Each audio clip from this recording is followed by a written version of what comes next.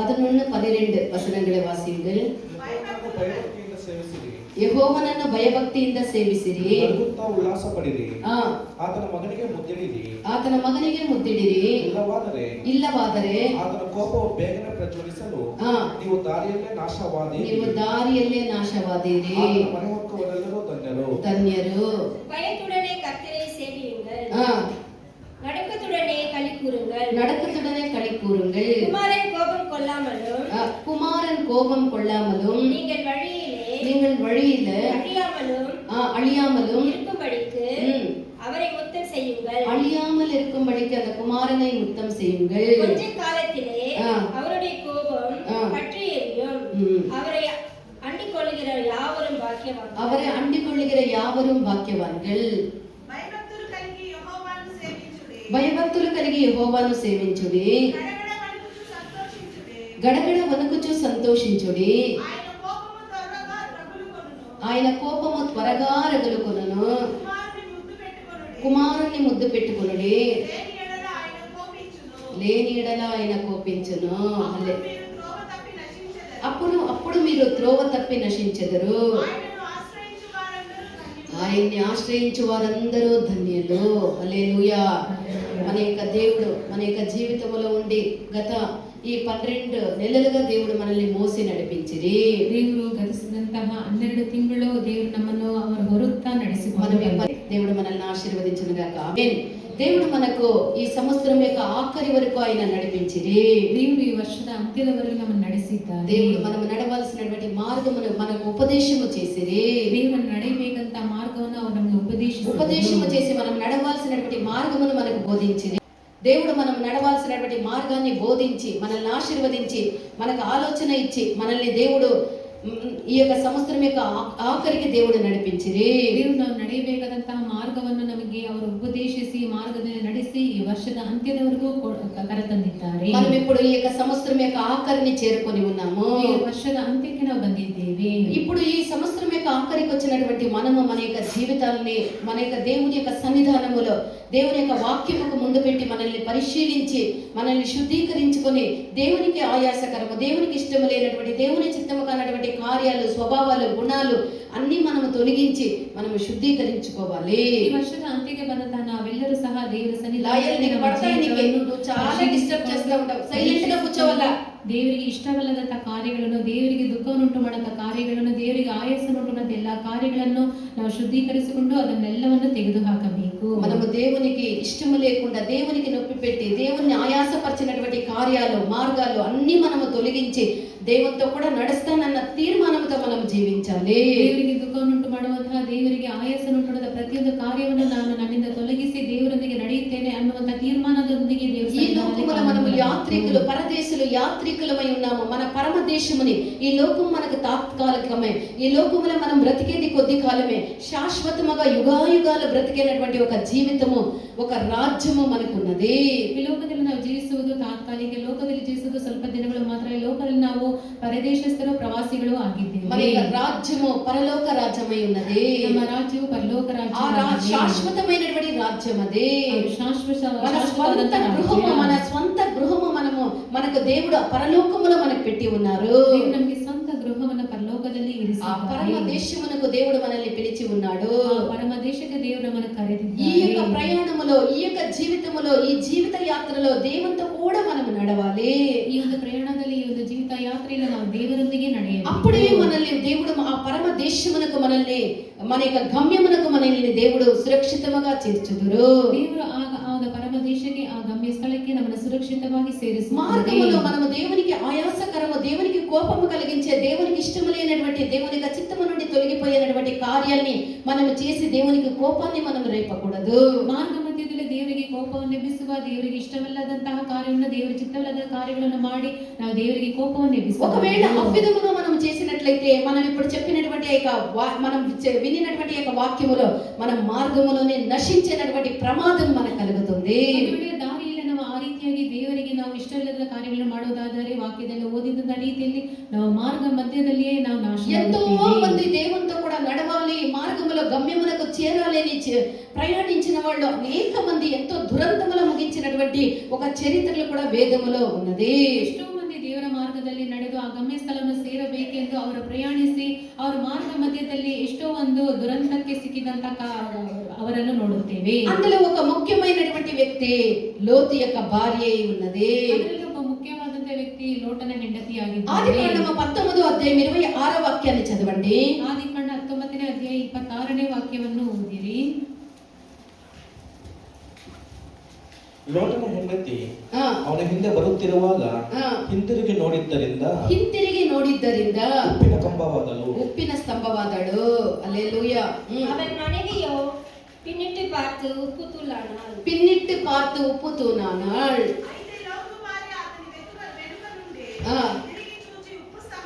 ఉప్పు స్తంభమాయను. హల్లెలూయా. ఇక్కడ లోతు యొక్క భార్య వెనుతిరిగి చూసి ఆమె ఉప్పు స్తంభమాయని మనం చూస్తూ ఉన్నాము. ಈ ಲೋಟನ ಹೆಂಡತಿ ಹಿಂದಿರುಗಿ ಆಕೆ ಬರುತ್ತಿರುವಾಗ ಹಿಂದಿರುಗಿ ನೋಡಿದ್ದರಿಂದ ಉಪ್ಪಿನ ಕಂಬವಾದಳೆಂದು ಓದುತ್ತೇವೆ. ಎಂತకు లోతు యొక్క భార్య వెనుతిరిగి చూసి ఉప్పు స్తంభమాయే అంటే ಲೋಟನ ಹೆಂಡತಿ ಯಾಕೆ ಹಿಂದಿರುಗಿ ನೋಡಿ ಉಪ್ಪಿನ ಕಂಬವಾದಳು ಅಂದರೆ ఆమె ఉప్పు స్తంభమాగుటకు కారణమేమనగా ಆಕೆ ಉಪ್ಪಿನ ಕಂಬವಾಗಲು ಕಾರಣವೇನು? ఆమె శరీర ఇచ్చ కలిగినటువంటి శరీర మనసు కలిగి ఆమె ఉండే. ಆಕೆ ಶರೀರ ಇಚ್ಛೆಯುಳ್ಳವರಾಗಿ ಅದರ ಮೇಲೆ ಮನಸ್ಸು ಉಳ್ಳವಳಾಗಿದ್ದಳು. ఆమె శరీరము మాత్రమే ప్రయాణిస్తూ ఉన్నది. ಆಕೆ ಶರೀರವು ಮಾತ್ರವೇ ఆమె యొక్క మనసంతా ఎక్కడుంది? మనస్సెಲ್ಲವೂ ఎಲ್ಲಿ? వెనుతిరిగి చూస్తే ఏముంది? సొదొమ గొమొర పట్టణం ఉన్నది. ఆ సొదొమ గొమొర పట్టణం మీదనే ఆమె యొక్క మనసు ఉన్నది. కావున ನೋಡುವಾಗ ಆ ಸೊದೋಮ ಗೊಮೊರ ಪಟ್ಟಣದ ಮೇಲೆ ಆಕೆಯ ಮನಸ್ಸು ಇರುವುದರಿಂದ ఆమె సొదొమ గొమొర పట్టణాన్ని వదిలి వచ్చేదానికి శరీరం మాత్రం వచ్చింది, మనసు అక్కడే పెట్టింది. కాబట్టి వెనుతిరిగి చూసి ఆమె ఉపస్తంభమైపోయే. ಆಕೆ ಆ ರೀತಿಗೆ ಪ್ರಯಾಣಿಸುವಾಗ ಶರೀರ ಮಾತ್ರ ಹೋಗುತ್ತಾ ಇದೆ, ಆದರೆ ಮನಸ್ಸು ಆ ಒಂದು ಸೊದೋಮ ಗೊಮೊರ ಪಟ್ಟಣದ ಮೇಲೆ ಇದ್ದದರಿಂದ ಹಿಂದಿರುಗಿ ನೋಡಿ ಉಪ್ಪಿನ ಸ್ತಂಭವಾದಳು. అదే విధముగా ఇశ్రాయేలీయుల గురించి కూడా మనం చూచినప్పుడు ಅದೇ ರೀತಿ ಇಸ್ರಾಯೇಲ್ ಜನರನ್ನು అపోస్తల కార్యములు 7వ అధ్యాయం 39వ వాక్యాన్ని మనం చూస్తే ಅಪೊಸ್ತಲರ ಕೃತ್ಯಗಳು 7ನೇ ಅಧ್ಯಾಯ 39ನೇ ವಾಕ್ಯವನ್ನು ನಾವು ಓದುವಾಗ వాడి యొక్క హృదయంలో ఏముండే? ಅವರ ಹೃದಯದಲ್ಲಿ ಏನಿದ್ದಿತ್ತು? ಆದರೆ ನಮ್ಮ ಪಿತೃಗಳು ಅವರ ಮಾತುಗಳನ್ನು ಕೇಳುವುದಕ್ಕೆ ಮನಸ್ಸಿಲ್ಲದವರಾಗಿ ಅವರನ್ನು ತಳ್ಳಿಬಿಟ್ಟು ತಿರುಗಿ ಐಗುಪ್ತ ದೇಶದ ಕಡೆಗೆ ಮನಸ್ಸಿಟ್ಟರು. హల్లెలూయా. వాడు ప్రయాణిస్తూ ఉన్నారు. అయితే వాళ్ళ మనసు మాత్రము వాడు వదిలి వచ్చినటువంటి ఐగుప్తు దేశం మీదనే వాళ్ళ మనసు పెట్టిరి. ಜನರು ಪ್ರಯಾಣ ಮಾಡುತ್ತಾ ಇದ್ದಾರೆ, ಆದರೆ ಅವರು ಆ ಒಂದು ಐಗುಪ್ತ ದೇಶದ ಮೇಲೆ ತಮ್ಮ ಮನಸ್ಸನ್ನು దేవుడు ఆ ఐగుప్తు దేశముల నుండి కఠినమైనటువంటి ఆ యొక్క బానిసత్వముల నుండి వాళ్ళని విడిపించి పరమ కానానుకు వాళ్ళని తీసుకొని వచ్చేదానికి అరణ్య మార్గముల వాళ్ళని నడిపించినప్పటికీ కూడా ದೇವರು ಇಸ್ರಾಯೇಲ್ ಜನರನ್ನು ಐಗುಪ್ತ ದೇಶದಿಂದ ಬಿಡಿಸಿ ಆ ಒಂದು ಪರಮ ಕಾನಾನಿಗೆ ದೇವರು ಆ ರೀತಿಗೆ ನಡೆಸುವುದಕ್ಕೆ ದೇವರು ಮನಸ್ಸು ಮಾಡಿದ್ದಾಗಲೂ ಕೂಡ వాళ్ళ యొక్క హృదయము మాత్రము ఇంకనూ ఆ యొక్క ఐగుప్తు మీదనే ఉండే. ಆದರೆ ಅವರ ಮನಸ್సు ಇನ್ನೂ ಐಗುಪ್ತ ದೇಶದ ಮೇಲೆಯೇ ಇದೆ. అదేలాగా ఇక్కడ లోతు భార్యను గురించి మనం చూసినట్లయితే ಲೋಟನ ಹೆಂಡತಿಯನ್ನು ನೋಡುವಾಗ ఆమె సొదొమని వదిలి వచ్చి ఉన్నది, కానీ ఆమె యొక్క హృదయము ఆమె యొక్క మనస్సు సొదొమలోనే ఉన్నది. ಸೊದೋಮ್ ದೇಶವನ್ನು ಬಿಟ್ಟವಳಾಗಿದ್ದಾಳೆ, ಆದರೆ ಆಕೆಯ ಮನಸ್ಸು ಅದರ ಮೇಲೆಯೇ ಇದೆ. బలవంతముగా ఆమె సొదొమ దేశాన్ని వదిలినదే తప్ప హృదయపూర్వకముగా ఆమె యొక్క మనస్సు ఆమె యొక్క హృదయము ఇంకనూ సొదొమలోనే ఉండే. ಬಲವಂತವಾಗಿ ಆಕೆ ದೇಶವನ್ನು ಬಿಟ್ಟಲೇ ಹೊರತು, ಆದರೆ ತನ್ನ ಮನಸ್ಸೆಲ್ಲವೂ ಸಹ ಆ ಒಂದು ಸೊದೋಮ್ ಗೊಮೊರ ಪಟ್ಟಣದ ಮೇಲೆಯೇ ಇದೆ. ఎందుకనగా ఆమెకి సంబంధించినటువంటి కార్యములన్నీ, ఆమె కలిగినటువంటిది, ఆమె యొక్క ధనము, ఆమె యొక్క కార్యములు అన్ని కూడా సొదొమలోనే ఉండే. కాబట్టి ఆమె యొక్క మనస్సు, ఆమె యొక్క హృదయం అంతా కూడా సొదొమ మీదనే పెట్టుకొని ಈ ಸಮಸ್ತ ವಸ್ತುಗಳೆಲ್ಲವೂ ಸಹ ಸೊದೋಮ್ ಗೊಮೊರ ಪಟ್ಟಣದಲ್ಲಿ ಇದ್ದದರಿಂದ ಆಕೆಯು ಆ ಒಂದು ದೇಶದ ಮೇಲೆ ಮನಸ್ಸಿಟ್ಟವಳಾಗಿದ್ದಾಳೆ. మత్తయి సువార్త 6వ అధ్యాయం 2వ వాక్యం చదవండి. ಮತ್ತಾಯ ಸುವಾರ್ತೆ 6ನೇ ಅಧ್ಯಾಯ 2ನೇ యేసు ప్రభు చెప్పినప్పుడు ఏమని చెప్తూ ఉన్నారు? ಯೇಸು ಸ್ವಾಮಿ ಹೇಳುವಾಗ ಏನಂತ ಹೇಳುತ್ತಾ ಇದ್ದಾರೆ? ಆದ್ದರಿಂದ ನೀನು ಧರ್ಮ ಕೊಡುವಾಗ ನಿನ್ನ ಮುಂದೆ ಕೊಂಪೋಲಿಸಬೇಡ, ಜನರಿಂದ ಹೊಗಳಿಸಿಕೊಳ್ಳಬೇಕೆಂದು ಕಪಟಿಗಳು ಸಭಾಮಂದಿರಗಳಲ್ಲಿಯೋ ಬೀದಿಗಳಲ್ಲಿಯೋ ಹಾಗೆ ಮಾಡುತ್ತಾರೆ. ఎన్నో వాక్యం అప్పదే. నీ ధనం ఎక్కడుండనో నీ మనస్సు అక్కడే ఉండును అని కూడా 21ರಲ್ಲಿ ಓದ್ರಿ. ನಿನ್ನ ಗಂಟು ಇದ್ದಲ್ಲಿಯೇ, ನಿನ್ನ ಗಂಟು ಕರೆಕ್ಟ್, ನಿನ್ನ ಗಂಟು ಇದ್ದಲ್ಲಿಯೇ ಮನಸ್ಸು ಇರುವುದಷ್ಟೇ. ನಿನ್ನ ಗಂಟು ಎಲ್ಲಿದೆಯೋ ನಿನ್ನ ಮನಸ್ಸು ಅಲ್ಲೇ ಇದೆ. హల్లెలూయా. నీ యొక్క ధనం ఎక్కడుండునో అక్కడే నీ మనస్సు కూడా ఉండును. ನಿನ್ನ ಗಂಟು ಎಲ್ಲಿರುತ್ತದೋ ಅಲ್ಲಿಯೇ ನಿನ್ನ ಮನಸ್ಸು ಇರುತ್ತದೆ. ఇక మన యేసు ప్రభు ఎంత చక్కగా చెప్తూ నీ గంటు నీ ధనము ఎక్కడుండునో నీ మనస్సు అక్కడే ఉండునని చెప్పే. ನಿನ್ನ ಗಂಟು ಎಲ್ಲಿ ಇರುತ್ತದೋ ಅಲ್ಲಿಯೇ ನಿನ್ನ ಮನಸ್సు ಇರುತ್ತದೆ. దేవుని పిల్లలమైనటువంటి మనము కేవలం ఈ నశించిపోయినటువంటి భూ సంబంధమైనటువంటి కార్యాల మీదనే మన యొక్క మనస్సు, మన యొక్క హృదయము ఉంచరాదు. ದೇವರ ಜನರಾದಂತ ನಾವು ನಮ್ಮ ಮನಸ್ಸನ್ನು ಯಾವಾಗಲೂ ನಶಿಸುವಂತ ಭೂಲೋಕ ಸಂಬಂಧದ ಕಾರ್ಯಗಳ ಮೇಲೆ పరిశుద్ధ చెప్పినప్పుడు ఏమని చెప్తూ ఉన్నారు? పరిశుద్ధ పౌలు ಹೇಳುವಾಗ కొలస్సీయుల 3వ అధ్యాయము మొదటి 3 వాక్యాలను మనం చూసినట్లయితే ಕೊಲಸ್ಸೆ 3ನೇ ಅಧ್ಯಾಯ ಮೊದಲ 3 ವಾಕ್ಯಗಳನ್ನು ಓದುವಾಗ ಆದ ಕಾರಣ ನೀವು ಕ್ರಿಸ್ತನೊಂದಿಗೆ ಎಬ್ಬಿಸಲ್ಪಟ್ಟಿರುವುದರಿಂದ ನೀವು ಕ್ರಿಸ್ತನೊಂದಿಗೆ ಎಬ್ಬಿಸಲ್ಪಟ್ಟಿರುವುದರಿಂದ ಮೇಲಿರುವವುಗಳನ್ನೇ ಹುಡುಕಿರಿ. ಕ್ರಿಸ್ತನು ದೇವರ ಬಲಗಡೆಯಲ್ಲಿ ఆసనారూఢనాగిದ್ದಾನೆ. మీరు పరసంబంధులు కనుక మీరు పైనున్న వాటిని వెతుకుడు. అక్కడ క్రీస్తు దేవుని యొక్క కుడి పార్శ్వమున ఆసీనుడై ఉన్నాడని ఇక్కడ మనం చూస్తూ ఉన్నాము. ಈ ಪರಸಂಬಂಧಿಕರು ಆಗಿರೋದ್ರಿಂದ ಮೇಲಿರುವವರನ್ನೇ ಹುಡುಕಬೇಕು, ಕ್ರಿಸ್ತನು ಅಲ್ಲಿ ಆಸೀನರಾಗಿದ್ದಾರೆ ಎಂದು ಹೇಳಲಾಗಿದೆ. అయితే ఇక్కడ లోతు భార్యని గురించి మనం చూసినట్లయితే ఆమె మనసు పరసంబంధమైనటువంటి వాటి మీద కాదు, భూ సంబంధమైన వాటి మీద పెట్టుకొని ఆ సొదొమ మీదనే ఆమె యొక్క మనసు, ఆమె యొక్క హృదయం ఉండే కాబట్టి ఆమె తిరిగి చూసే ಆಕೆಯ ಮನಸ್ಸು ಆ ಒಂದು ಭೂ ಸಂಬಂಧದ ಕಾರ್ಯಗಳು ಇದ್ದಿದ್ದರಿಂದ ಆಕೆ ಆ ಭೂ ಸಂಬಂಧದ ಕಾರ್ಯಗಳ ಮೇಲೆ ಮನಸ್ಸನ್ನು అయితే దేవదూత చెప్పేటప్పుడు నువ్వు వెనతిరిగి చూడకుండా మీ ప్రాణాన్ని దక్కించుకునే దానికి ఆ కొండకి పారిపోమంటే ఆమె మార్గం మధ్యములో పరిగెత్తేదాన్ని వదిలిపెట్టి వెనతిరిగి చూసి అక్కడే మరణించి ఆమె ఉపస్తంభముగా మారిపోయే.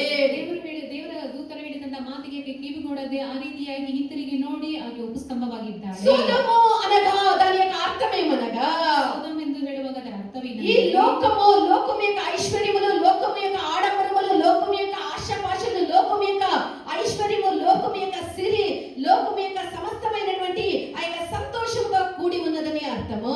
ಈ ಲೋಕದ ಆಡಂಬರ, ಲೋಕದ ಐಶ್ವರ್ಯ, ಲೋಕದ ಸಮಸ್ತ ಕಾರ್ಯಗಳಿಂದ ವೈಭವಗಳಿಂದ ತುಂಬಿದೆ ಎಂದು ಅರ್ಥ. ఈ లోక ఐశ్వర్యముల గురించి పరిశుద్ధ వేదం మనకు తెలియపరిచినప్పుడు ఐశ్వర్య కురిತು పరిశుద్ధ ఈ లోక ఐశ్వర్యమంతయు కూడా ఒక గడియలోనే పాడైపోవునటువంటిది అని చెప్పబడుతూ ఉన్నది. ಲೋಕದ ಐಶ್ವರ್ಯವೆಲ್ಲ ಸಹ ಒಂದು ಕ್ಷಣದಲ್ಲಿ ಗತಿಸಿ ಹೋಗುತ್ತದೆ ಎಂದು ಹೇಳಲಾಗಿದೆ. లోకము తన ఆశయు గతించిపోవును. ಲೋಕವು ಅದರ ಆಸೆ ಎಲ್ಲವೂ ఈ లోక ఐశ్వర్యములు ఒక్క రోజునే లేకుండా పోయినటువంటిది. ಲೋಕ ಐಶ್ವರ್ಯವೆಲ್ಲ ಒಂದೇ ದಿನದಲ್ಲಿ మన కళ్ళ ముందు మనం చూసినప్పుడు ఎన్నో వరదలు, ఎన్నో గాలులు, ప్రకృతి యొక్క ఎన్నో వికోపాల వల్ల ఎంతో ఐశ్వర్యము నశించిపోవుట కూడా మనం చూసి ఉన్నాము. ಈ ಲೋಕದಲ್ಲಿ ಆ ಪ್ರಕೃತಿಯ ವಿಕೋಪದಿಂದ ಆ ರೀತಿಯಾಗಿ ಎಷ್ಟೋ ಕಾರ್ಯಗಳು, ಲೋಕದ ಕಾರ್ಯಗಳೆಲ್ಲ ನಶಿಸಿ ಹೋಗುವುದನ್ನು ನೋಡುತ್ತೇವೆ. అనేక ఐశ్వర్యములన్నీ కూడా ఒక రోజు లేకుండా పోవును. ಐಶ್ವರ್ಯವೆಲ್ಲ ಒಂದು ದಿನ ಇಲ್ಲದೆ ಹೋಗುತ್ತದೆ. కావున మనం ఈ యొక్క లోక ఐశ్వర్యము మీద, లోక కార్యముల మీద మన మనసు ఉంచకూడదు. ಲೋಕ ಕಾರ್ಯದಲ್ಲಿ ನಮ್ಮ ಮನಸ್ಸನ್ನು ఈ యొక్క కార్యముల గురించి యాకోబు 5వ అధ్యాయం మొదటి 3 వాక్యాలను చూస్తే మనకు తెలుస్తుంది. ಕಾರ್ಯನ ಕುರಿತು ಯಾಕೋಬ 5ನೇ ಅಧ್ಯಾಯ ಮೊದಲ 3 ವಾಕ್ಯಗಳನ್ನು ಓದಿದರೆ, 1 తిమోతి 6వ అధ్యాయం 9, 10 వాక్యాలను కూడా మనం చూసినట్లయితే 1 ತಿಮೋತಿ 6ನೇ ಅಧ್ಯಾಯ 9ನೇ ವಾಕ್ಯವನ್ನು ಓದುವಾಗ 6ನೇ ಅಧ್ಯಾಯ 1 ತಿಮೋತಿಯು 6వ అధికారం 9, 10 వచనಗಳು. 1 తిమోతియు 6th chapter 9 and 10 verses. ಐಶ್ವರ್ಯವಂತರಾಗಬೇಕೆಂದು ಮನಸ್ಸು ಮಾಡುವವರು ದುಷ್ಪ್ರೇರಣೆ ಎಂಬ ಹುಲ್ಲಿನಲ್ಲಿ ಸಿಕ್ಕಿಕೊಂಡು ಬುದ್ಧಿ ವಿರುದ್ಧವಾಗಿಯೂ ಹಾನಿಕರವಾಗಿ ಇರುವ ಅನೇಕ ಆಶೆಗಳಲ್ಲಿ ಬೀಳುತ್ತಾರೆ. ಆಸೆಗಳಲ್ಲಿ ಬೀಳುತ್ತಾರೆ. ಆಶೆಗಳು ಮನುಷ್ಯರನ್ನು ಸಂಹಾರ ನಾಶಗಳಲ್ಲಿ ಮುಳುಗಿಸುತ್ತವೆ. ಹಣದಾಸೆಯು ಸಕಲ ವಿಧವಾದ ಕೆಟ್ಟತನಕ್ಕೆ ಮೂಲವಾಗಿದೆ. ಹಣದಾಸೆಯು ಸಕಲ ವಿಧವಾದಂತಹ ಕೆಟ್ಟತನಕ್ಕೆ ಮೂಲ. ధనాపేక్ష సకల విధమైనటువంటి కీడునకు மூலமாய் ఉన్నది. அல்லேலூயா. பொருளாசை எல்லா விதமான தீங்குக்கும் வேறாய் இருக்கிறது. அல்லேலூயா. ஆகையால் இந்த உலகத்தின் ஐஸ்வர்யத்தை நோக்கி நாம் ஓடக்கூடாது. லோகದ ಐಶ್ವರ್ಯವನ್ನು ನೋಡಿ ನಾವು ಹಿಂಬಾಲಿಸಬಾರದು. 49వ ಸಂಗೀತம் 6వ ವಚನத்தை நாம் ವಾಸಿக்கும்போது 49ನೇ ಕೀರ್ತನೆ 6ನೇ ವಾಕ್ಯವನ್ನು ಓದುವಾಗ ಅವರು ತಮ್ಮ ಐಶ್ವರ್ಯವನ್ನೇ ನಂಬಿದ್ದಾರೆ, ತಾವು ಬಹಳ ಆಸ್ತಿವಂತರೆಂದು ಒಪ್ಪಿದ್ದಾರೆ. ತಮಿಳ್ல 49:6 சங்கீதம்.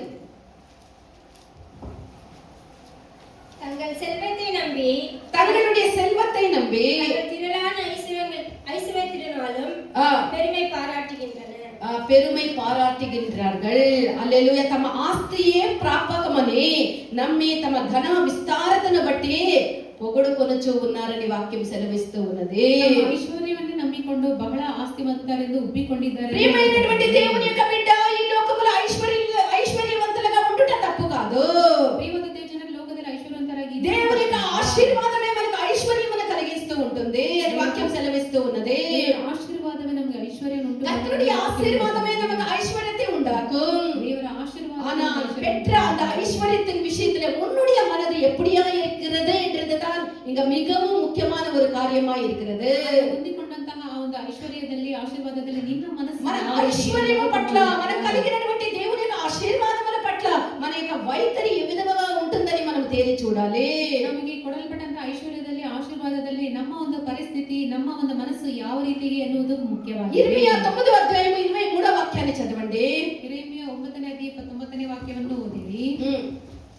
మన యొక్క వైఖరి ఏ విధముగా ఉండాలి అంటే நாம் எப்படி இருக்க வேண்டும் என்று சொன்னால் ನಾವು ಯಾವ ರೀತಿ 9:23ನೇ ವಾಕ್ಯವನ್ನು ಓದಿರಿ. ಯೆಹೋವನು ಹೀಗನ್ನುತ್ತಾನೆ, ಯೆಹೋವನು ಹೀಗೆನ್ನುತ್ತಾನೆ, ಜ್ಞಾನಿಯು ತನ್ನ ಜ್ಞಾನಕ್ಕೆ, ಜ್ಞಾನಿಯು ತನ್ನ ಜ್ಞಾನಕ್ಕೆ, ಪರಾಕ್ರಮಿಯು ತನ್ನ ಪರಾಕ್ರಮಕ್ಕೆ, ಪರಾಕ್ರಮಿಯು ತನ್ನ ಪರಾಕ್ರಮಕ್ಕೆ, ಐಶ್ವರ್ಯವಂತನು ತನ್ನ ಐಶ್ವರ್ಯಕ್ಕೆ ಹೆಚ್ಚಳ ಪಡೆದಿರಲಿ, ಐಶ್ವರ್ಯವಂತನು ತನ್ನ ಐಶ್ವರ್ಯಕ್ಕೆ ಹೆಚ್ಚಳ ಪಡೆದಿರಲಿ. ತಮಿಳ್ல ஞானி தன் ஞானத்தினாலும் மேன்மை பாராட்ட வேண்டாம். பராக்கிரமன் பராக்கிரமத்தை குறித்து மேன்மை பாராட்ட வேண்டாம். ஐஸ்வர்யவான் தன்னுடைய ஐஸ்வர்யத்தை குறித்து மேன்மை பாராட்ட வேண்டாம். இந்த வசனத்தை நாம் பார்க்கும்போது கர்த்தர் நமக்கு எல்லாமே கொடுத்தாலும் நாம் மேன்மை பாராட்டாதவர்களா இருக்க வேண்டும். అనుగ్రహించిదాగల అವುಗಳಲ್ಲಿ ಹೆಚ್ಚಳ పడబారదు. దానికి ప్రతిగా మనం ఏం చేయాలి? கொடுத்த தேவனுக்கு நன்றியுள்ள உள்ளத்தோட அவருக்கு நன்றி செலுத்த வேண்டும். ದೇವರಿಗೆ ಕೃತಜ್ಞತೆ ಹೃದಯವುಳ್ಳವರಾಗಿ ಅವರಿಗೆ ಕೃತಜ್ಞತೆ. ಜ್ಞಾನ ಮತ್ತು ಪರಾಕ್ರಮం కలిగిన వాడు తన పరాక్రమం ఎందు ఐశ్వర్యం కలిగిన వాడు తన ఐశ్వర్యం ఎందు అతిశయపడరాదు. ಜ್ಞಾನಿಯು ತನ್ನ ಜ್ಞಾನಕ್ಕೆ ಪರಾಕ್ರಮಿ ತನ್ನ ಪರಾಕ್ರಮಕ್ಕೆ ಐಶ್ವರ್ಯವಂತನ ತನ್ನ ಐಶ್ವರ್ಯಕ್ಕೆ ಹೆಚ್ಚಳ ಪಡಬಾರದು. మనము అతిశయించేది దేవుని యందే మనం అతిశయించాలి. ಹೆಚ್ಚಳ పడదు ನಮ್ಮ ದೇವರು. 62వ కీర్తన 10వ వాక్యం ఏమని సెలవిస్తూ ఉన్నది? 2వ కీర్తన 10వ ధనము ಹೆಚ್ಚినను దాని లక్ష్య పెట్టకుడి అని ఇక్కడ వాక్యం సెలవిస్తూ ఉన్నది. ನಮಗೆ ಆಸ್ತಿಯು ಹೆಚ್ಚಾದಾಗಲೂ ಅದರ ಮೇಲೆ ಮನಸ್ಸನ್ನು ಇಡಬಾರದೆಂದು ತಮಿಳ್ல ಹೇಳಲ್ಪಟ್ಟಿದೆ. 62:10 கொடுமையை நம்பாதிருங்கள், கொள்ளையினாலும் பெருமை பாராட்டாதிருங்கள், பெருமை பாராட்டாதிருங்கள். ஐஸ்வர்யம் விருத்தினால் ಹೃದಯத்தை ಅದನ್ ಮೇಲ್ ಕೈ ಹಾಕಾದಿರುங்கள். హల్లెలూయా. ధనము ಹೆಚ್ಚಿನను దాని యందు మనము లక్ష్య పెట్టకూడదని ఉన్నది. ಹೆಚ್ಚಾದಂತ ಆಸ್ತಿಯಲ್ಲಿ ನಮ್ಮ ಮನಸ್ಸನ್ನು ಇಡಬಾರದೆಂದು 1 ಹೇಳಲ್ಪಟ್ಟಿದೆ. తిమోతి 6వ అధ్యాయం 17వ వాక్యాన్ని మనం చూసినట్లయితే 1 ತಿಮೋತಿ 6ನೇ ಅಧ್ಯಾಯ 17ನೇ ವಾಕ್ಯವನ್ನು ಓದುವಾಗ ಇಹಲೋಕ ವಿಷಯದಲ್ಲಿ ಐಶ್ವರ್ಯವುಳ್ಳವರು, ಇಹಲೋಕ ವಿಷಯದಲ್ಲಿ ಐಶ್ವರ್ಯವುಳ್ಳವರು ಅಹಂಕಾರಿಗಳಾಗಿರದೆ, ಅಸ್ಥಿರವಾದ ಐಶ್ವರ್ಯದ ಮೇಲೆ ನಿರೀಕ್ಷೆಯನ್ನಿಡದೆ, ಅಸ್ಥಿರವಾದಂತಹ ಐಶ್ವರ್ಯದ ಮೇಲೆ ಮನಸ್ಸನ್ನು ಇಡದೆ, ನಮ್ಮ ಅನುಭವಕ್ಕೋಸ್ಕರ ನಾವು ಅಸ್ಥಿರವಾದಂತಹ ಐಶ್ವರ್ಯದ ಮೇಲೆ ಮನಸ್ಸಿಡದವರಾಗಿ ఇరಬೇಕು. నశించిపోవునటువంటి ఐశ్వర్యం మీద మన మనసు పెట్టని వాళ్ళమై ఉండాలి. ನಶಿಸಿ ಹೋಗುವಂತಹ ಐಶ್ವರ್ಯದ ಕಾರ್ಯದ ಮೇಲೆ ನಮ್ಮ ಮನಸ್ಸು. ఒకప్పుడు ఎంతో ఐశ్వర్యవంతులుగా ఉండేవాళ్ళు కాలాలు గడవగా భిక్షకులుగా మారినటువంటి చరిత్రలు కూడా మనకు తెలిసి ఉన్నది. ಕಾಲದಲ್ಲಿ ಎಷ್ಟೋ ಐಶ್ವರ್ಯವುಳ್ಳವರಾಗಿ ಧನಿಕರಾಗಿದ್ದವರು, ఒకప్పుడు ఏమీ లేనటువంటి దీన స్థితిలో ఉండేవాళ్ళు ఎంతో ఐశ్వర్య స్థితికి హెచ్చించినటువంటి పరిస్థితులు కూడా మనకు తెలిసి ఉన్నది. ಏನು ಇಲ್ಲದವರು ದೀನ ಸ್ಥಿತಿಯಲ್ಲಿರೋರು ಐಶ್ವರ್ಯವುಳ್ಳವರಾಗಿ. కావున మనం పొందుకున్నటువంటి ఐశ్వర్యం మీద మన మనసు ఉంచి మనం గమనించినట్లయితే మనము నిశ్చయముగా మన మార్గములో నశించిపోదుము. ಅದನ್ನ ಹೊಂದಿಕೊಂಡಂತಹ ಒಂದು ಐಶ್ವರ್ಯದ ಮೇಲೆ ಆಶೀರ್ವಾದದ ಮೇಲೆ ಮನಸ್ಸನ್ನು ಇಡುವುದು. 1 యోహాను 2వ అధ్యాయం 15వ వాక్యాన్ని చదవండి. 1 ಯೋಹಾನ 2ನೇ ಅಧ್ಯಾಯ 15ನೇ ವಾಕ್ಯವನ್ನು ಓದಿರಿ. ಈ ಲೋಕವನ್ನಾಗಲಿ ಲೋಕದಲ್ಲಿರುವವುಗಳನ್ನಾಗಲಿ ಪ್ರೀತಿಸಬೇಡಿರಿ. ಲೋಕವನ್ನಾಗಲಿ ಲೋಕದಲ್ಲಿ ಇರುವುದನ್ನಾಗಲಿ ಪ್ರೀತಿಸಬೇಡಿರಿ. ಯಾವನಾದರೂ ಲೋಕವನ್ನು ಪ್ರೀತಿಸಿದರೆ ತಂದೆಯ ಮೇಲಿನ ಪ್ರೀತಿಯು ಲೋಕವನ್ನಾಗಲಿ ಲೋಕದಲ್ಲಿ ಇರುವುದನ್ನಾಗಲಿ ಪ್ರೀತಿಸಬೇಡಿರಿ. ಆ ರೀತಿಯಾಗಿ ಪ್ರೀತಿಸುವವನಿಗೆ ತಂದೆಯ ಮೇಲೆ ಪ್ರೀತಿ ಇಲ್ಲ ಎಂದು ಈ ವಾಕ್ಯದಲ್ಲಿ ಈ ಒಂದು ವಾಕ್ಯದಲ್ಲಿ ಹೇಳಲ್ಪಟ್ಟಿದೆ. உலகத்திலே உள்ளவைகள் மேல மனசிடாமலும் அவைகளை நேசியாமலும் இருங்கள். இந்த உலகத்தின் மேல மனசு இருக்கிறவர்கள் தேவன் மேல உண்மையான பாசம் இல்லாதவர்கள் என்று இந்த வசனத்துல நமக்கு தெரியப்படுத்துகிறது. ಲೋಕವನ್ನು ಪ್ರೀತಿಸುವವರು, ಲೋಕವನ್ನು ಆಶಿಸುವವರು ದೇವರ ಮೇಲೆ ನಿಜವಾದಂತ ಪ್ರೀತಿ ಇಲ್ಲದವರು ಎಂದು ಈ ವಾಕ್ಯವು ಹೇಳುತ್ತದೆ. లోక స్నేహము దేవుని యొక్క వైరమని కూడా దేవుని యొక్క వాక్యం సెలవిస్తూ ఉన్నది. ಲೋಕ ಸ್ನೇಹವು ದೇವರಿಗೆ ವೈರ ಎಂದು ಹೇಳಲ್ಪಟ್ಟಿದೆ. మన యొక్క సంతోషమైన, మన యొక్క ఆశ అయినా, మన యొక్క నిరీక్షణ అయినా, మన యొక్క అపలక్షణ అయినా అది దేవుని మీద ఉండాలి. ನಮ್ಮ ಆಸೆ ಆದರೂ, ನಿರೀಕ್ಷೆ ಆದರೂ, ಅಭಿಲಾಷೆ. అదే ఫిలిప్పీయులు 4వ అధ్యాయం 4వ వాక్యం ఏమని సెలవిస్తూ ఉన్నది? ఎల్లప్పుడు అనగా నీ దుఃఖములో, నీ సంతోషములో, నీ లేమిలో, నీ కలిములను గొప్పగా ఐశ్వర్యములో ఉన్నను ఎట్లున్ననో కూడా నువ్వు విధముగా ఉండాలి. ఎల్లప్పుడూ దేవుని యందు సంతోషించాలి. ಎಲ್ಲಾ ಸಂದರ್ಭದಲ್ಲಿ ನಾವು ದೇವರಲ್ಲಿ ಸಂತೋಷಿಸಬೇಕು. దీని యొక్క అర్థం ఏమనగా మన యొక్క సంతోషము మనం పొందుకున్న కార్యాల మీద, మన కలిగిన కార్యాల మీద కాదు, అది దేవుని మీద ఉండాలి. ಅರ್ಥವೇನೆಂದರೆ ನಾವು ಹೊಂದಿಕೊಂಡ ಕಾರ್ಯಗಳು ಅದರ ಮೇಲೆ ಎಲ್ಲ ನಾವು ದೇವರಲ್ಲಿ ಯಾವಾಗಲೂ మనం ಸಂತೋಷವಾಗಿರಬೇಕು. ఎల్లప్పుడూ దేవుని యందు సంతోషముగా ఉండాలి. ನಾವು ಯಾವಾಗಲೂ ಕರ್ತನಲ್ಲಿ మనల్ని ప్రేమించే విధముగా మన పొరుగు వారిని కూడా ప్రేమించాలి. ನಮ್ಮನ್ನು ಪ್ರೀತಿಸುವಂತೆ ನಮ್ಮ ನೆರೆಯವನನ್ನು ఏ విధముగా మనల్ని ప్రేమించే విధముగా పొరుగు వారిని ప్రేమించాలి అంటే, ನಮ್ಮನ್ನು ಪ್ರೀತಿಸುವಂತೆ ನೆರೆಯವನನ್ನು ಪ್ರೀತಿಸುವುದೇ నాకు శ్రేష్టమైనది కావాలి, అది వస్త్రమైనా సరే, తిండైనా సరే, వస్తువైనా సరే, ఏదైనా సరే మనకు శ్రేష్టముగా ఉండాలి అని కోరుకుంటాం కదా. ನಮಗೆ ಒಂದು ವಸ್ತ್ರವಾದರೂ ಒಂದು ಆಹಾರವಾದರೂ ಶ್ರೇಷ್ಠವಾಗಿರಬೇಕೆಂದು ఒకవేళ కోరుకునేది తప్పు కాదు, ಕೋರಿಕೊಳ್ಳುವುದು ತಪ್ಪಲ್ಲ. అదే విధముగా నీ పొరుగు వానికి కూడా ఉండాలి అని కోరుకునే మనసు మనం కలిగి ఉండాలి. నాకు మాత్రమే ప్రభువు వాళ్ళకి ఇయ్యద్దు, నాకు మాత్రం బిర్యానీ ప్రభువు వాళ్ళ గంజి నీళ్ళు ఈ స్వామి, నాకు మాత్రము మంచి వస్త్రాలు ఈ స్వామి, 9,000 రూపాయలు చీర ఈ స్వామి, వాళ్ళకి 900 కూడా ఇయ్యద్దు స్వామి. ఈ విధమైనటువంటి మనసు ఉండకూడదు. మనకు పొందుకున్న తర్వాత ప్రభువా వాళ్ళకు కూడా దయచేయి మన వలె మన యొక్క పొరుగు వారిని కూడా ప్రేమించే గుణం మనం కలిగి ఉండాలి. ನಮ್ಮಂತೆಯೇ ನಮ್ಮನ್ನು ಪ್ರೀತಿಸಿಕೊಳ್ಳುವ ಹಾಗೆ ನಮ್ಮ ನೆರೆಯವರನ್ನು ಪ್ರೀತಿಸಬೇಕು. అప్పుడే మనము దేవుణ్ణి ప్రేమించే వాళ్ళమగుదుము. ಆಗ ಮಾತ್ರ ನಾವು ದೇವರನ್ನು ಪ್ರೀತಿಸುವವರಾಗಿ ఉపదేశమును అనుసరించి మనము జీవించాలి. ఉపదేశాన్ని అనుసరిಸಿ ನಡೆಯಬೇಕು. నువ్వు వదిలిపెట్టి వద్దు అని, నువ్వు రక్షణ పొందినప్పుడు నువ్వు వద్దు అని వదిలిపెట్టినటువంటి యొక్క కార్యాన్ని వెంటనే యొక్క మనసు పరిగెట్టకూడదు. రక్షణ పొందికొండ ನಂತರ ಬಿಟ್ಟಂತ ಕಾರ್ಯಗಳೆಲ್ಲ ಮತ್ತೆ ಮನಸ್ಸನ್ನು ಇಡಬಾರದು. మన యొక్క హృదయముని జాగ్రత్తగా కాపాడుకోవాలని వాక్యం సెలవిస్తూ ఉన్నది. హృదయం బహు జాగ్రత్తಯಿಂದ చదవండి సామెతలు 4వ అధ్యాయం 23వ వాక్యాన్ని చదవండి. జ్ఞానోక్తిಗಳು 4ನೇ ಅಧ್ಯಾಯ 23ನೇ ವಾಕ್ಯವನ್ನು ಓದಿರಿ. ನಿನ್ನ ಹೃದಯವನ್ನು ಬಹು ಜಾಗರೂಕತೆಯಿಂದ ಕಾಪಾಡಿಕೋ. ನಿನ್ನ ಹೃದಯವನ್ನು ಬಹು ಜಾಗ್ರತೆಯಿಂದ ಕಾಪಾಡಿಕೋ. ಅದರೊಳಗಿಂದ ಜೀವಧಾರೆಗಳು ಹೊರಡುವವು. ಅದರಿಂದ ಜೀವಾಧಾರವು ಹೊರಡುವುದು. ನಮ್ಮ ಹೃದಯಗಳನ್ನು ನಾವು ಜಾಗರೂಕತೆಯಿಂದ ಬಹು ಜಾಗ್ರತೆ ಉಳ್ಳವರಾಗಿ ಕಾಪಾಡಿಕೊಳ್ಳಬೇಕು. మన యొక్క హృదయముని చాలా జాగ్రత్తగా మనం కాపాడుకోవాలి. ನಮ್ಮ ಹೃದಯನ ಬಹು ಜಾಗರೂಕತೆಯಿಂದ ಕಾಪಾಡಿಕೊಳ್ಳಬೇಕು. నశించే అల్పమైనటువంటి చెత్తని పనికిరానటువంటి వాటిని మన యొక్క హృదయంలో మనం నింపుకోకూడదు. ಕೆಲಸಕ್ಕೆ ಬಾರದ ಕಾರ್ಯದ ನಮ್ಮ ಹೃದಯನ ತುಂಬಿಸಿಕೊಳ್ಳಬಾರದು. మన యొక్క మనసు దేవుని యందు ఉండాలి. మనస్సు ದೇವರಲ್ಲಿ మనం వదిలిపెట్టిన కార్యాలను మనం మరలా తిరిగి చూసినట్లయితే నిశ్చయముగా ఆ యొక్క లోతు భార్య వలె మనము కూడా మార్గములో నశించదుము. ನಾವು ಬಿಟ್ಟು ಬಂದ ಕಾರ್ಯ ಹಿಂತಿರುಗಿ ನೋಡುವುದಾದರೆ ಲೋಟದ సంవత్సరం ఆఖరికి మనం వచ్చి ఉన్నాము. ప్రభువా ఎన్నోసార్లు మిమ్మల్ని నొప్పిపెట్టి రాజా తిరిగి వచ్చినటువంటి కార్యాలకు మేము వెను తిరిగి చూసి ఉన్నాం తండ్రి. మా జీవితాన్ని క్షమించి మమ్మల్ని శుద్ధీకరించి అని మనము దేవునితో కాంప్రమైజ్ కావాలా, దేవునితో ఏకీభవించాలా, దేవుని మనం ముద్దు పెట్టుకోవాలా, దేవునితో ఐక్యత కలగాలి. అప్పుడు మనము మన యొక్క దేవునిలో మనము కనికరమని కృపని మనం పొందుకోగలము. ಸ್ವಾಮಿಗೆ ಬಿಟ್ಟು ಬಂದ ಕಾರ್ಯದ ಮೇಲೆ ನನ್ನ ಮನಸ್ಸಿಟ್ಟು ನಿಮ್ಮ ಸನ್ನಿಧಾನದಲ್ಲಿ ನಾನು ಸ್ವಾಮಿ ನಾನು ನಿಮಗೆ ಕೋಪವನ್ನು ಎಬ್ಬಿಸುವುದರಾಗಿ ನಾನು ಕಾಣಲ್ಪಡ್ತಾ ಇದ್ದೆ, ನನ್ನ ಕ್ಷಮಿಸು, ನನ್ನ ಕನಿಕರಿಸು ಸ್ವಾಮಿ ಎಂದು ನಾವು ದೇವರ ಸನ್ನಿಧಾನದಲ್ಲಿ ಬೇಡಿಕೊಳ್ಳುವಾಗ ಅವರು ನಮ್ಮನ್ನು ಕ್ಷಮಿಸುವರು. ఆదికాండము 15వ అధ్యాయము 16, 18 వాక్యాలను మనం చూసినట్లయితే ಆದಿಕಾಂಡ 15ನೇ ಅಧ್ಯಾಯ 16, 17 ఇక్కడ ఒక కార్యాన్ని మనం చూస్తూ ఉన్నాము. వారు బెతేలు నుండి ప్రయాణమైపోయిరి. ఎప్పటిదాకా వెళ్ళే మార్గములో మరికొంత దూరము ఉన్నప్పుడు రాహేలు అక్కడ మృతి పొందే అనేటువంటి కార్యాన్ని అక్కడ మనం చూస్తూ ఉన్నాము.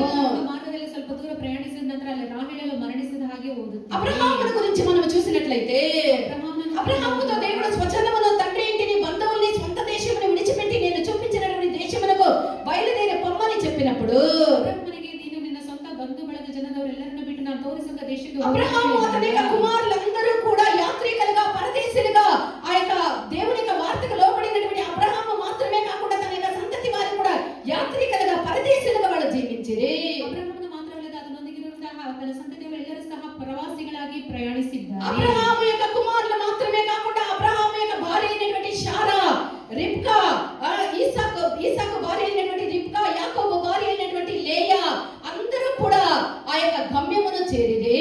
ಆ ರೀತಿಗೆ ಅಬ್ರಹಾಮನ ಮಾತ್ರವಲ್ಲದೆ ಅಬ್ರಹಾಮನ ಹೆಂಡತಿಯಾದಂತಹ ಸಾರಳು, ಇಸಾಕನ ಹೆಂಡತಿಯಾದಂತಹ ರೆಬೆಕ್ಕಳು, ಇಸಾಕನು, ಯಾಕೋಬನು ಇವರೆಲ್ಲರೂ ಸಹ ಪ್ರಯಾಣಿಸಿದ್ದಾರೆ. యాకోబు యొక్క భార్య దీనా, యాకోబు యొక్క భార్య లేయా కూడా ఆ యొక్క మార్గములో పోయినటువంటి ఒక మనిషే. ಯಾಕೋಬನ ಹೆಂಡತಿಯಾದಂತಹ ಲೇಯನು ಸಹ ಆ ಒಂದು ಮಾರ್ಗದಲ್ಲಿ ಪ್ರಯಾಣಿಸಿದ್ದಾಳೆ. పోవలసినటువంటి యొక్క గమ్యమునకు పోయి చేరిరి. ಸೇರಬೇಕಾದ ಸ್ಥಳವನ್ನು ಸೇರಿದ್ದಾರೆ. మనం చూస్తే వారు మృతి పొందిన తర్వాత ಅವರು ಮೃತ మెప్పలా అనేటువంటి స్థలములో పితరుల యొక్క సమాధి యొద్ద వాళ్ళు పాతి పెట్టబడిరి అని ఆదికాండములో మనం చూస్తూ ఉన్నాము. సమాధిಯ ಬಳಿಯಲ್ಲಿ ಅವರು ಸಮಾಧಿ ಮಾಡಲ್ಪಟ್ಟರೆಂದು ಹೇಳಲ್ಪಟ್ಟಿದೆ. అయితే ఆ కుటుంబముకు చెందినటువంటి ఒక మనిషి ఉన్నది. ఆ కుటుంబಕ್ಕೆ ఆమె తన యొక్క భర్త వల్ల అధికముగా ప్రేమించబడినటువంటి ఒక మనిషి.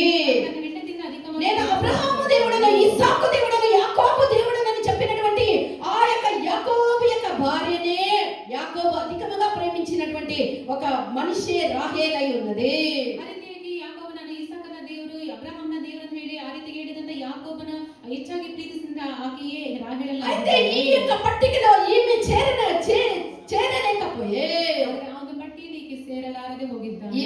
గమ్యమునకు చేరకుండా త్రోవలోనే ఆమె నశించిపోయింది. ఆమె గమ్యమునకు చేరినటువంటి కొంత దూరములని ఇంకా కొంతసేపు ఉంటే, ఇంకా కొంత దూరం ఉంటే ఆమె గమ్యమును చేరి ఉండేదైతే ఆ మార్గములోనే ఆమె ನಶಿಸಿపోయే.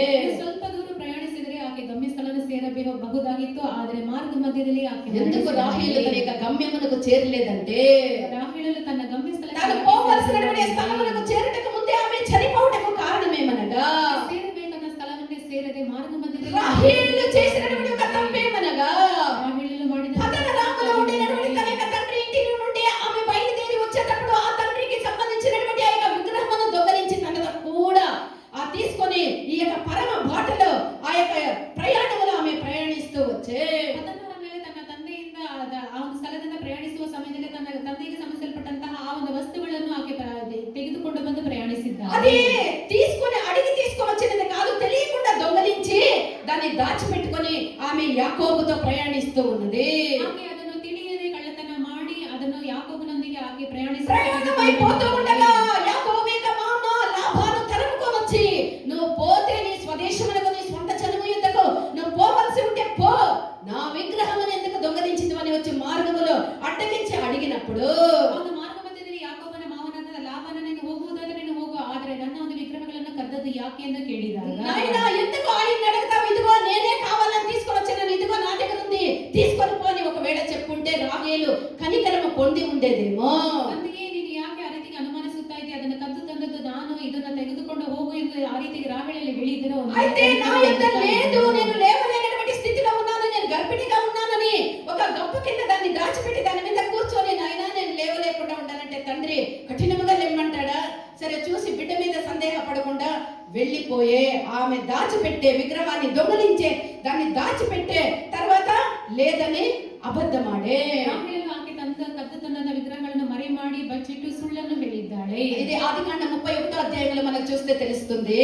31ನೇ ಅಧ್ಯಾಯದಲ್ಲಿ ಓದಿದರೆ ಅರ್ಥವಾಗುತ್ತದೆ. ఎంతగానో ప్రేమించినటువంటి ఆ యొక్క యాకోబుతో ప్రయాణించినటువంటి ఈ యొక్క రాహేలు ಎಷ್ಟು ಹೆಚ್ಚಾಗಿ ಪ್ರೀತಿಸಿದಂತೆ ಯಾಕೋಬನ ಹೆಂಡತಿ ಅಂತ ఈమె ఇప్పుడు ఆ యొక్క తండ్రి అయినటువంటి లాబానింటికి చెందినది కాదు. ಈಗ ತಂದೆಯ ಮನೆಗೆ ಲಾಭನ ఇప్పుడు ఈ యొక్క రాహేలు ఎవరికి చెందినది?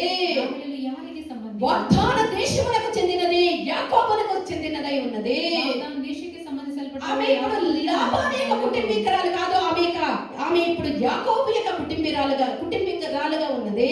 ಆಕೆ ಇವಾಗ ಲಾಭನ ಕುಟುಂಬಸ್ಥಳಲ್ಲ, ಯಾಕೋಬನ ಕುಟುಂಬಸ್ಥಳು. ఇది మనము గుర్తెరగాలి. ఇది ನಾವು ಅರಿಯಬೇಕು. ఒకానొక కాలమందు ಒಂದಾನೊಂದು ಕಾಲದಲ್ಲಿ మనము క్రీస్తుని ఎరగక ముందు క్రీస్తును అరియక మనమందరము ముందు కూడా అపవాది సంబంధులమై ఉంటిమి.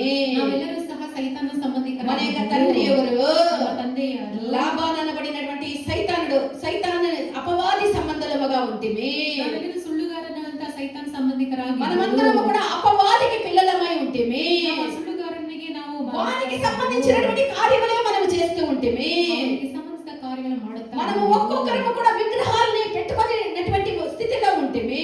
ఒక్కొక్కరు విగ్రహాలు ఇరిసిಕೊಂಡವರಾಗಿ. అయితే రక్షణ పొందిన తర్వాత, నిజమైనటువంటి దేవుణ్ణి ఎరిగి మనం రక్షణ పొందిన తర్వాత నిజವಾದ ದೇವರನ್ನ ಅರಿತು ರಕ್ಷಣೆ ಹೊಂದಿಕೊಂಡ మనం అపవాది సంబంధించినటువంటి ప్రతి కార్యాన్ని మన నుండి తొలగించాలి. ಸೈತಾನಿಗೆ ಸಂಬಂಧ ಪ್ರತಿಯೊಂದು ಕಾರ್ಯವನ್ನು ತೊಲಗಿಸಬೇಕು. మనం రక్షణ పొందిన తర్వాత, యేసయ్య మనకి తండ్రి అయిన తర్వాత కూడా మనం పిశాచి సంబంధమైనటువంటి సైతాన్ సంబంధమైనటువంటి కార్యాలను మనలో ఉంచుకొని దాచిపెట్టుకున్నట్లయితే, ನಾವು ಯೇಸುವಿಗೆ ಸಂಬಂಧಿಸಿದವರಾಗಿ ಕಾಣಲ್ಪಟ್ಟಿದ್ದಾಗಲೂ ನಾವು ಇನ್ನೂ ಸೈತಾನಿಗೆ ಸಂಬಂಧವಾದಂತಹ ವಸ್ತುಗಳನ್ನು ಇಟ್ಟುಕೊಳ್ಳುವುದಾದರೆ అది విగ్రహముగా మారును. ಅದು ವಿಗ್ರಹವಾಗಿ ಮಾರ್ಪಡುತ್ತದೆ. అనేక మందికి అనేక విగ్రహాలు ఉంది. ಅನೇಕ ಜನರಿಗೆ ಅನೇಕ యవన ವಿಗ್ರಹಗಳು ಇದೆ. పిల్లలందరికీ యవన పిల్లలకే కాదు పాపం, ఊరికే ఎందుకు నేను యవన పిల్లలు అని నాదే పొరపాటు. ముసిలి పిల్లలకు కూడా పళ్ళు లేనటువంటి ముసిలి పిల్లలకు కూడా అందరికీ కూడా ఇప్పుడు ఒక విగ్రహం లేకపోతే జీవమే లేదు. కూర్చుంటే లేస్తే నీదే ధ్యానము, లేకపోతే ఈ జీవానికి లేదు ఏమి సమాధానము. హల్లెలూయా. ಕುಂತ್ರೆ ನಿಂತ್ರೆ ನಿಂದೇ ಧ್ಯಾನ, జీవకిల్ల సమాధానం. ఈ జీవానికి సమాధానం ఉండాలంటే ఏముండాల? విగ్రహం ఉండాలి కదా. పుట్టిన పసిబిడ్డను ఇంకా ముసిలి ప్రాణమై రేపు చనిపోతామనేటప్పుడు కూడా ఈ యొక్క విగ్రహం ఉండాల. అలాంటి ఒక కాలంలో వచ్చినాం. ఏం ఆ విగ్రహము? ఫోన్లు చూడు ఎంత బాగా తెలిసి పెట్టుకొని ఉండాలి. హల్లెలూయా. ఎవరి చేతులనైనా సరే, అది ఆ కాలంలో బట్టలు నమ్మికేటటువంటి ఫోన్లు ఇప్పుడు అది ఇసిరి పారేస్తారు, ఇది వద్దు అని. ముసలోళ్ళకు కూడా అది రావాలా, అది దాంట్లో బొమ్మలు రావాలా, దాంట్లో అన్ని రావాలా, దాన్ని చూసుకోనుంటే ఈగలు కూడా లోపలికి పోయి దాన్ని కూడా మింగేసింటారు. హల్లెలూయా. వద్దు అంటే ఆ ఫోన్ వద్దు అంటే పిచ్చోళ్ళు అయిపోయిండే వాళ్ళు ఎంతో మంది ఉన్నారు, చచ్చిపోయిండే వాళ్ళు ఎవరో ఎంతో మంది ఉన్నారు. ఫోన్ వద్దు అని దాచిపెట్టినప్పుడు ప్రాణమే వద్దని తీసుకున్నటువంటి వాళ్ళు కూడా ఎంతో మంది ఉన్నారు. ముసిలోళ్ళు మనమళ్ళకి ముని మనమళ్ళకి అన్నం ఎత్తుకొని ఆ స్కూల్ దగ్గరికి పోయి తినిపించి ఆ మొబైల్ ఫోన్ పెట్టుకొని ముసిలోళ్ళే కాలు రాకుండా పోయిసిండారు. వీళ్ళు ఏడో దారి తప్పి మార్గంలో నశించిపోయి ఉండారని పోలీస్ స్టేషన్లో కంప్లైంట్ ఇస్తే ముసిలోడు వస్తూ ఉండారంట. హల్లెలూయా. ముసిలోడు వచ్చి మేము ఒకరినొకరు ఇడిచి ఉండలేము, ఈ ఫోన్ మమ్మల్ని ఇంతగా చేసేసింది. వాళ్ళము ఎవరో ముసిలోడు ఎవరో ముసిలిది ఆ ముని మనమళ్ళకి అన్నాలు ఎత్తుకొని పోయినప్పుడు ఈ ఫోన్ల వల్ల ఈ విధముగా ఆయన చరిత్రలంతా కూడా ఉంది. హల్లెలూయా. హల్లెలూయా. ఇవన్నీ కూడా విగ్రహములే, ఇವೆಲ್ಲವೂ ಸಹ విగ్రహమే. ప్రియమైనటువంటి దేవుని యొక్క బిడ్డ, అది ఒక వస్తువు అయి ఉండొచ్చు, అది ఒక మనిషి అయి ఉండొచ్చు, లేదా అది ఒక కార్యమై ఉండొచ్చు. ఒకవేళ ఏదైనా సరే దేవుని కంటే ఎక్కువగా నువ్వు దేన్ని ప్రేమిస్తావో, దేవుని కంటే ఎక్కువగా నువ్వు దేన్ని నమ్ముకొని ఉన్నావో, ఇది లేకుండా నేను బ్రతకలేను అనేది ఒకే ఒకరై ఉండాలి, అది దేవుడై ఉండాలి. ఆ దేవుడు కాకుండా వేరే ఏదైనా సరే ఇది లేకుండా నేను ఉండలేను అన్నట్లయితే నిశ్చయముగా అది మన యొక్క జీవితంలో ఒక విగ్రహమే. ನಮ್ಮ ಜೀವಿತದಲ್ಲಿ ಇದಿಲ್ಲದಿದ್ದರೆ ನಾನು ಇರುವಲು ಸಾಧ್ಯವಿಲ್ಲ ಎಂದು ಹೇಳುವಂತ ಕಾರ್ಯವಾದ ಯಾವುದಾದರೂ ಸಹ ಅದೊಂದು ವಿಗ್ರಹವೇ. అది నిన్ను గమ్యమునకు చేర్చకుండా నీ మార్గ మధ్యములో నీ యొక్క జీవితాన్ని నశింపచేయును. నిన్ను గమ్య స్థానಕ್ಕೆ ಸೇರಿಸದೆ మార్గ మధ్యದಲ್ಲೇ ನಾಶ. అది సైతాను యొక్క సరుకులై ఉన్నది, అది దేవునితో కూడా నిన్ను నడిచేదానికి వదిలిపెట్టదు. సైతానನ ಒಂದು సరుకుಗಳಾಗಿದೆ, ಅದು ఆ సైతాను యొక్క సరుకులన్నీ మన నుండి అది దేవునికి దూరపరచేటువంటి కార్యమైతే అది మన నుండి తీసి దూరముగా తీసివేయాలి. దేవునిಂದ ನಮ್ಮನ್ನು ದೂರಪಡಿಸುವಂತ ಕಾರ್ಯಗಳಾದರೆ ఇక్కడ లాభానికి అనుమానం ఎవరి మీద ఉంది? అల్లడి మీద ఉంది, కూతురు మీద లేదు. అల్లడు పాపం అమ్మాయి ఇక్కడ ఎంతైనా వాళ్ళ బిడ్డలు ఏం చేసినా వాడికి తప్పుగా తెలిసేది, ఇతరులు ఏమి చేయకపోయినా తప్పుగా తెలుస్తుంది. ఇక్కడ లాభానికి కూడా అంతే. తన యొక్క కూతురు ఏమైనా ఎత్తింటుందా అనే సందేహం లేదు. ఆ సందేహం అంతా కూడా అల్లడైనటువంటి యాకోబు మీదనే ఉన్నది. లాభానికి అతని సందేహವೆಲ್ಲ సహ తన అಳಿಯನಾದ యాకోబుನ ಮೇಲೆಯೇ ಇದೆ. లాభాన్ని ఎంత మాత్రము కూడా రాహేలును సందేహింపలేదు. లాభాను తన మಗಳ ಮೇಲೆ ಎಷ್ಟು ಮಾತ್ರ అయితే అది దొంగిలించినది రాహేలే, దాన్ని దాచిపెట్టినది రాహేలే, ಅದನ್ನು ಕಳ್ಳತನ ಮಾಡಿ ಅದನ್ನು ಬಚ್ಚಿಟ್ಟಿದ್ದು ರಾಹೇಲನು. అడిగినప్పుడు లేదని అబద్ధం చెప్పినది కూడా రాహేలే, ಹೇಳಿದಾಗ ಇಲ್ಲ ಎಂದು ಸುಳ್ಳನ್ನು ಹೇಳಿದ್ದು ರಾಹೇಲే. ప్రియమైనటువంటి దేవుని యొక్క బిడ్డ, దేవుడే మన యొక్క తండ్రి అయి ఉన్నాడు. యేసు ప్రభు మన యొక్క పెండ్లి కుమార్తెడు, ನಮ್ಮ మదలింగన మన యొక్క పెండ్లి కుమారుడు మన యొక్క యేసై ఉన్నాడు. యేసు స్వామి ನಮ್ಮ మదలింగరాగిದ್ದಾನೆ. ఆయన మన తండ్రి మనల్ని నమ్ముతూ ఉన్నాడు, మన పెండ్లి కుమారుడు మనల్ని నమ్ముతూ ఉన్నారు. ನಮ್ಮ ನಂಬುತ್ತಾ ಇದ್ದಾರೆ, మదలింగను ನಮ್ಮ ನಂಬುತ್ತಾರೆ. మన నమ్మకముకు తగినట్టుగా మనం జీవించాలి, నమ్మకానికి ద్రోహం చేయకూడదు. ನಂಬಿಕೆಗೆ అర్హರಾಗಿ ఒకవేళ ఏదైనా విగ్రహం మన యొక్క జీవితంలో ఉంటే దాన్ని ఒప్పుకోలు చేసి ఈ సంవత్సర ఆఖరిలో మనం నశించకుండా వాటిని వదిలిపెట్టి దేవుని యొక్క కనికరమని మనం పొందుకోవాలి. ఒకవేళ ఆ ರೀತಿಯಾದ ವಿಗ್ರಹವು ಯಾವುದಾದ್ರೂ ನಮ್ಮ ಮಧ್ಯದಲ್ಲಿ ಇದ್ದರೆ, ನಮ್ಮ ಒಂದು ಜೀವಿತದಲ್ಲಿ ಇರುವುದಾದರೆ ಅದನ್ನು ನಾವು ತೆಗೆದುಹಾಕಿ ನಾವು ಈ ವರ್ಷ 28 సామెతలు 28వ అధ్యాయం 13వ వాక్యములో అతిక్రమమును దాచిపెట్టేవాడు వర్ధిల్లుడు, వాటిని ఒప్పుకొని వదిలిపెట్టేవాడు కనికరమును పొందునని వాక్యం సెలవిస్తూ ఉన్నది. 28ನೇ ಅಧ್ಯಾಯ 13ನೇ ವಾಕ್ಯದಲ್ಲಿ ಆ ರೀತಿ ದೋಷವನ್ನು ಮುಚ್ಚಿಕೊಳ್ಳುವವನಿಗೆ ಅದಕ್ಕೆ ಶುಭವಾಗದು, ಅವುಗಳನ್ನು ಒಪ್ಪಿಕೊಂಡು ಬಿಟ್ಟು ಬಿಡುವನು. కావున దేవుని కంటే అధికముగా మనం దేన్ని కూడా మనం మన యొక్క జీవితంలో ప్రేమించకూడదు, ఎందుకనగా అది ఒక విగ్రహముగా మారును. ఇంత ಹೆಚ್ಚಾಗಿ ನಾವು ಯಾವುದನ್ನು ಪ್ರೀತಿಸಬಾರದು, ಯಾಕಂದ್ರೆ ಅದೊಂದು ವಿಗ್ರಹವಾಗಿ దాన్ని తొలగించి మన దేవుణ్ణి మన పూర్ణ మనసుతో మనం ప్రేమించాలి. ತೊಲಗಿಸಿ ನಾವು ನಮ್ಮ ದೇವರನ್ನು ಪೂರ್ಣ ಮನಸ್ಸಿನಿಂದ ఆయన్ని ప్రేమించి మార్గంలో మనం నశించకుండా ఉండ నిమిత్తం ఆయన్ని ముద్దు పెట్టుకోవాలి. ಅವರನ್ನು ಪ್ರೀತಿಸಿ ನಾವು ಮಾರ್ಗ ಮಧ್ಯದಲ್ಲಿ ನಾಶವಾಗದೆ మనము ముద్దు పెట్టుకోకపోతే మార్గంలో మనం నశించిపోతాము.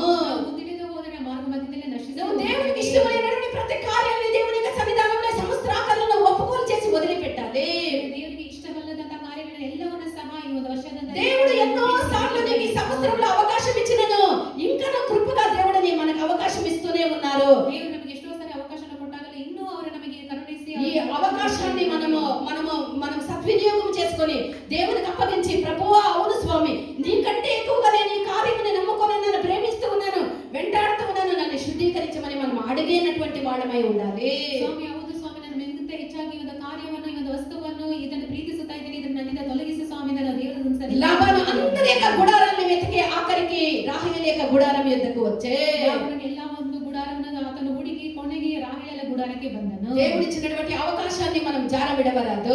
దేవుడు ಕೊಟ್ಟಂತ ಅವಕಾಶ దేవుడి రాహేలుకు అవకాశం ఇచ్చినప్పుడు ఆమె ఒప్పుకొని వదిలిపెట్టింటే ఆమె మార్గ మధ్యలో నశించి ఉండేది కాదు. ರಾಹೇಲ್ ಒಂದು ವೇಳೆ ಅದನ್ನು ಒಪ್ಪಿಕೊಂಡು ಬಿಟ್ಟು ಬಿಟ್ಟಿದ್ದಾರೆ, ಆಕೆ ಮಾರ್ಗ ಮಧ್ಯದಲ್ಲಿ ನಶಿಸಿ ఈ సమయంలో దేవుడు మనకు కూడా అవకాశాలను అనుగ్రహిస్తూ ఉన్నాడు. ಒಂದು ಸಮಯದಲ್ಲಿ ದೇವರು ನಮಗೆ ಅವಕಾಶ మన హృదయాన్ని కఠినపరచుకోకూడదు. కఠినపಡಿಸಿಕೊಳ್ಳ రాహేలు దాన్ని దాచిపెట్టినందువల్ల పితరుల యొక్క సమాధిని, పితరుల యొక్క గమ్యమును ఆమె చేరలేకపోయే. ಅದನ್ನು ಬಚ್ಚಿಟ್ಟಿದ್ದರಿಂದ ಆಕೆ ಪಿತೃಗಳ ಸಮಾಧಿಯನ್ನು దేవుడు మనల్ని నమ్మినటువంటి దేవుడు, ఆయన ఎంతో నమ్మదగిన దేవుడై ఉన్నాడు. ನಂಬಿದಂತ ದೇವರು ಎಷ್ಟೋ ನಂಬಿಗಸ್ತ ದೇವರು. ఆయన మనల్ని నమ్మి బట్టే మనకి నిత్య జీవాన్ని, నిత్య రక్షణని, నిత్య ఆశీర్వాదముల్ని అన్ని కూడా అనుగ్రహించి ఉన్నాడు. ನಂಬಿದರೆ ನಿತ್ಯ ಜೀವನ, ನಿತ್ಯ ರಕ್ಷಣೆ, ನಿತ್ಯ ಆಶೀರ್ವಾದ, ఆ నమ్మకత్వాన్ని మనం కాపాడుకుందుము గాక.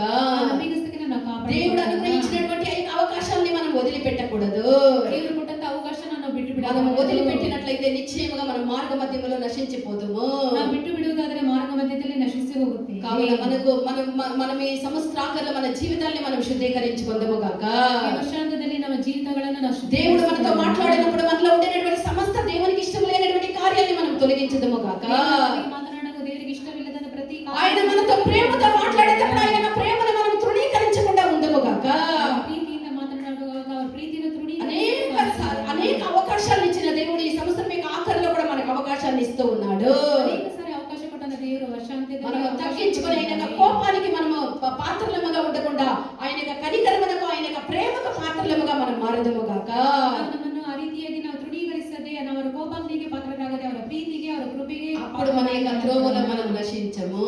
ಆವಾಗ ನಮ್ಮ ದಾರಿಯಲ್ಲಿ దేవుని యొక్క జనమా, ದೇವರ దేవుడిచ్చినటువంటి అవకాశాన్ని మనం తగ్గించుకొని, మనం శుద్ధీకరించుకొని, ప్రభువా నీకంటే ఎక్కువ నాకు ఈ లోకములో ఏదీ లేదయ్యా, నువ్వే నాకు సమస్తము స్వామి, నువ్వు ఉంటే నాకు సమస్తము ఉన్నట్టే ప్రభువా, నువ్వు లేని జీవితం నాకు శూన్యము తండ్రి. ఈ రోజు నేనేమి కలిగి ఉన్నానో, నాదేమై ఉన్నదో అంతయు మీరు నాకు ఇచ్చినదే స్వామి.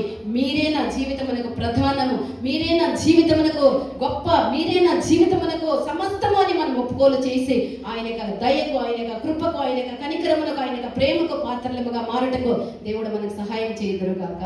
ಸ್ವಾಮಿ, ನೀವು ನನಗೆ ಏನೆಲ್ಲ ಅನುಗ್ರಹಿಸಿದಿರೋ ಅದೆಲ್ಲದರಲ್ಲಿ ನೀವೇ ನನಗೆ ಪ್ರಧಾನರೆಂದು ನಮ್ಮ ಜೀವಿತವನ್ನು ನಾವು ದೇವರಿಗೆ ಸಮರ್ಪಿಸಿಕೊಳ್ಳೋಣ. ಆಮೆನ್. ಹಲ್ಲೆಲೂಯಾ. ಸಮರ್ಪಿಸಿದము గాక.